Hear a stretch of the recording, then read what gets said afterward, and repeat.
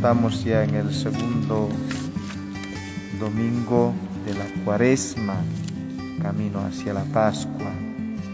Y la liturgia nos invita a contemplar un misterio importante de nuestra fe. Es el misterio de la transfiguración del Señor.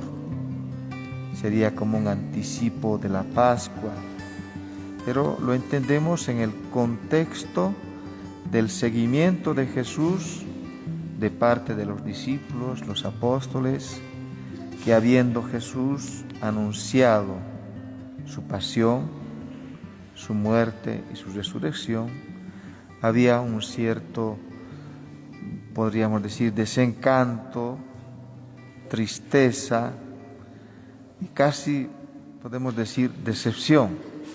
¿En qué va a terminar todo esto? Porque habían expectativas que eran muy temporales, terrenas, materiales, un mesianismo que prometía, digamos así, según lo que equivocadamente pensaban, pues participar de un poder terreno y que sería un liberador del poder establecido de entonces, Roma. Sin embargo, Jesús les muestra que el camino de la liberación que Él trae, que el Padre le ha confiado, es el camino de la cruz, es el camino del sufrimiento, de la muerte, para llegar a la gloria, por supuesto. Entonces Jesús quiere darles un aliento, quiere animarles en ese contexto, y por eso les llama, vengan, como vemos en otros contextos de la Sagrada Escritura, del Evangelio, pues llama a estas personas muy cercanas a Él, Pedro, Santiago y Juan. Entonces, y les lleva a la montaña, según la tradición, el Monte Tabor. Bueno, allá en la montaña Jesús se pone en oración, eso es lo que nos dice el Evangelio. Sería también de alguna manera la montaña de la oración. La montaña significa cercanía con Dios, espacio para poder encontrarnos con Dios, para abrirle nuestro corazón a Él, pero al mismo tiempo Dios nos habla al corazón. Entonces en esta intimidad es lo que ocurre la transfiguración, porque estaban ellos muy cómodos, felices de tener esta experiencia de la gloria, de la divinidad de Jesús. Hasta ahora le habían conocido, digamos así, en una dimensión humana, temporal. Y ahora entran en esta dimensión de la trascendencia divina, que es la meta del seguimiento de Cristo, para poder llegar a la gloria de contemplar la gloria de Jesús en el cielo, pero de participar de su gloria. Por lo tanto, su manifestación gloriosa es también una promesa de que nosotros participaremos también de su gloria.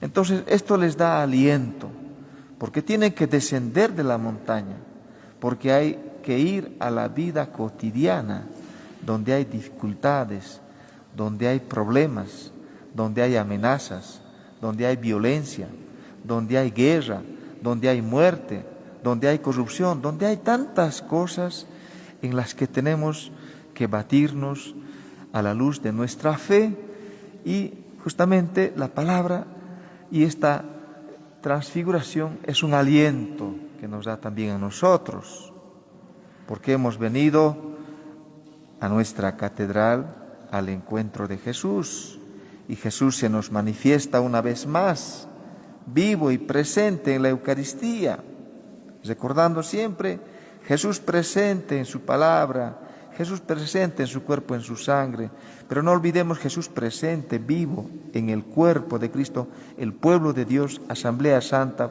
que son todos quienes participamos en la Eucaristía, pero además la presencia en la persona de sus ministros que presiden, en este caso, la Eucaristía.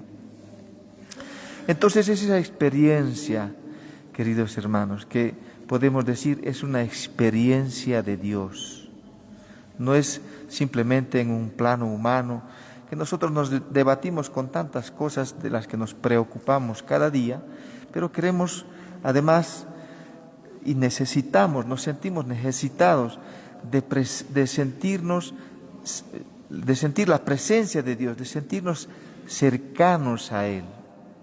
Y entonces la invitación de la transfiguración es que nosotros podamos sinceramente abrir nuestro corazón a Dios, expresarle, manifestarle nuestros sentimientos de alegría, de gozo, de esperanza, pero también tantas veces de dificultades, de problemas que atravesamos, ese desaliento. Pero nos está recordando Jesús, para llegar a la gloria hay que pasar por la cruz, y no hay seguimiento de Cristo sino cargando con nuestra propia cruz.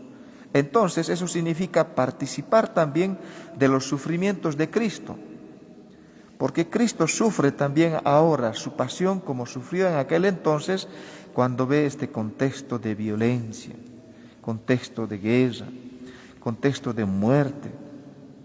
Entonces, para que no nos desalentemos, queridos hermanos, entonces hay un elemento importante del Evangelio y hay una constante, podríamos decir, en la primera lectura, en la segunda lectura. Porque la primera lectura es también una experiencia de encuentro con Dios que tiene Abraham. Como sabemos, es el padre de la fe, patriarca, el primer patriarca.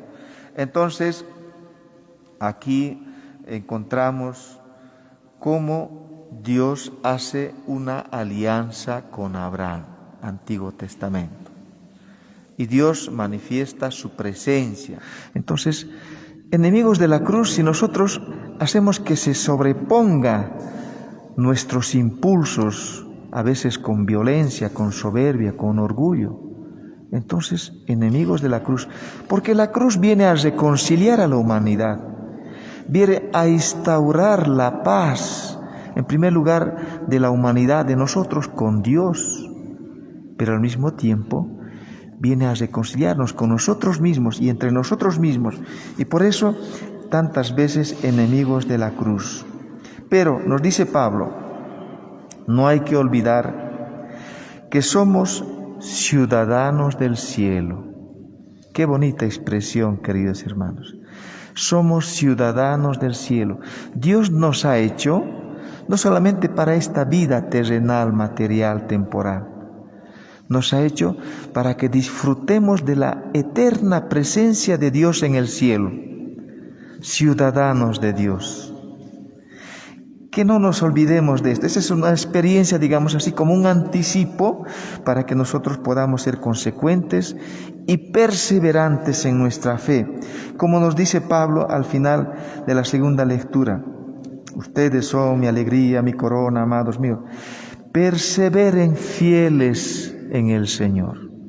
Entonces, no podemos alejarnos de esta revelación divina, de esta manifestación amorosa de Dios. Quisiéramos, como Pedro, decir, qué lindo es estar aquí. Haremos 3 chozas, una para Elías, una para Moisés, otra para ti, Jesús, y nosotros aquí contemplando. Pero la vida continúa y por lo tanto tenemos que descender de la montaña a la vida cotidiana. Entonces, si bien tenía este deseo, pero al mismo tiempo, Pedro nos ayuda a entender que hay una continuidad en la revelación divina.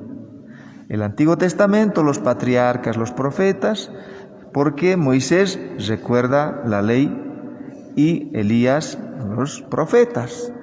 Y viene Jesús y viene a continuar ese proyecto de salvación que Dios realiza. Y entonces esa manifestación, esa revelación en ese contexto, queridos hermanos, ayuda también a entender al pueblo judío, ¿no? Que hay algo nuevo, un nuevo acontecimiento. No termina con la ley y los profetas. Dios se ha seguido manifestando, revelando, y la plenitud de la manifestación de Dios, de la revelación divina, es la persona de Jesús. Y justamente, ¿qué es lo que hace en este pasaje de la transfiguración el Padre? Porque es el Padre que va a decir su palabra. porque va a confirmar la misión redentora del Hijo y justamente va a presentar a Jesús: este es mi Hijo, el elegido. Escúchenlo. Hay un solo pedido de parte del Padre: escuchar.